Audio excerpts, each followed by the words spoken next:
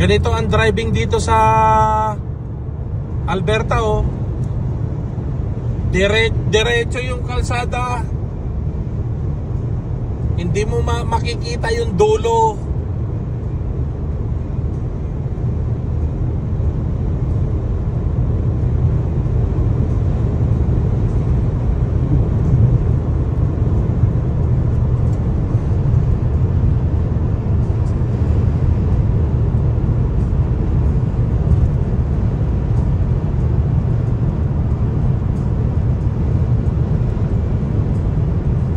Si Banawe Red Bee, kahit saan nakakarating, day off niya ngayon. Ayan, naghahanap na naman tayo ng mapupwestuhan natin.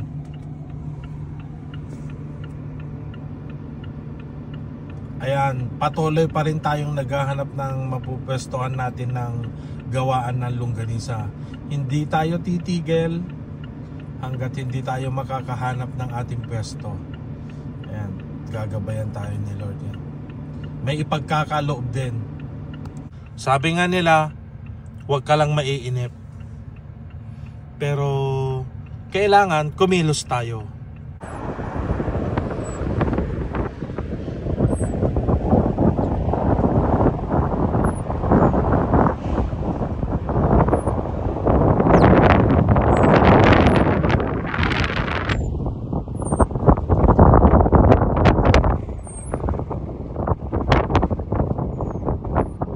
Dito na naman ako. Naghahanap pa rin ng mapupwestuhan ng longganisa ko.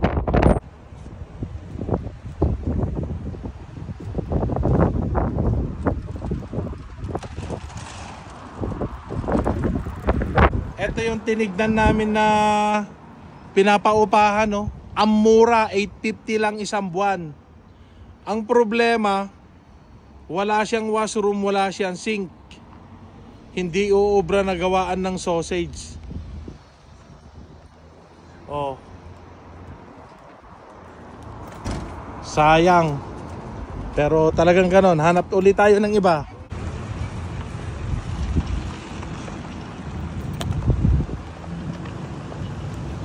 Three Hills. May small town lang siya pero meron siyang hospital. May mga police station. Oh, ang ganda, oh. 3,000 lang yung populasyon neto, pero oh, ganito dito sa Canada. Si Banawe Red Bee nasa Trocio. Matagal ko nang gustong puntahan to. Kasi sinasabi nung kaibigan ko, dito siya na PR. Nag-aano sila, nagkakatay sila ng mga sa butcher sa Katayan. Ayan.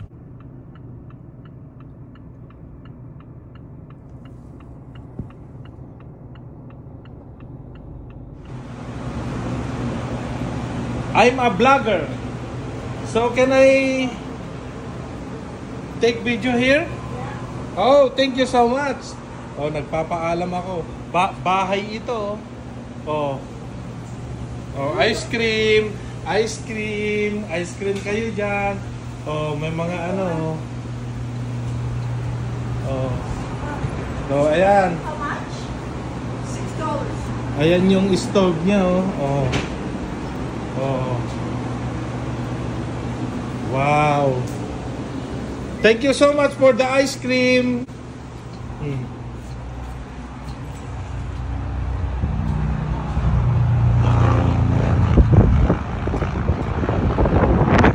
Rest area ng mga mga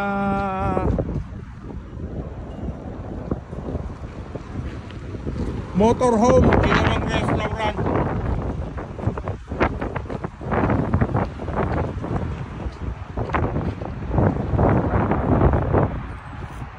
Oh, bahay lang, bahay.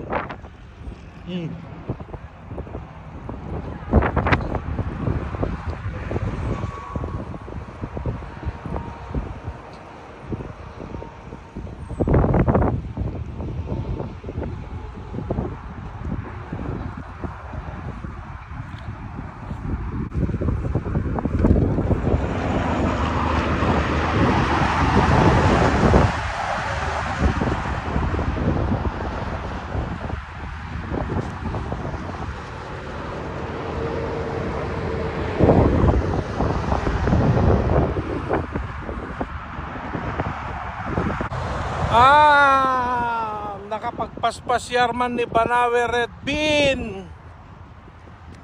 Day off ko ngamin itata.